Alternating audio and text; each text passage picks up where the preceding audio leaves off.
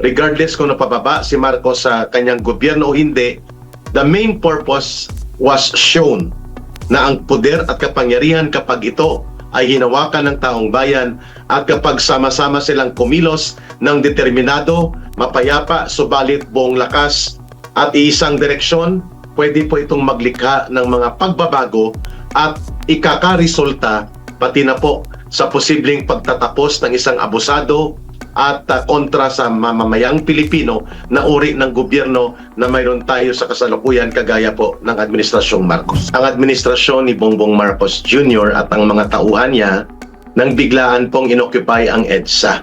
Lalo na po ang 90% of the northbound lane nung unang araw nung June 30.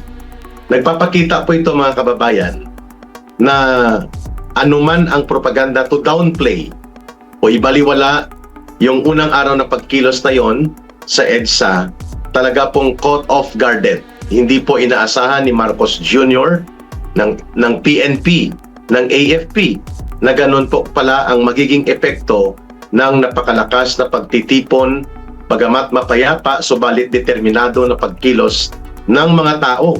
No, regardless kung Iglesia ni Cristo po yan.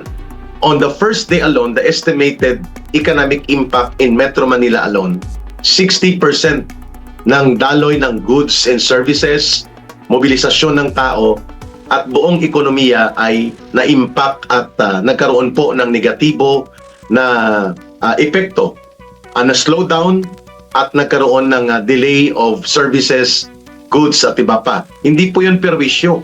That is actually ang tinatawag namin sa protest movement as necessary consequential effect para po mapukaw ang atensyon ng otoridad at magkaroon din po ng malawak na partisipasyon ng taong bayan na sila po ay magkaroon ng realization na mayroon palang lehitimo na mga pagkilos.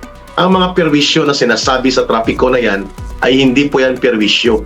Ang tawag po dyan ay necessary consequential effect of a legitimate cause and legitimate democratic action ng taong bayan. So sa tingin ko, regardless kung nag-people power o hindi,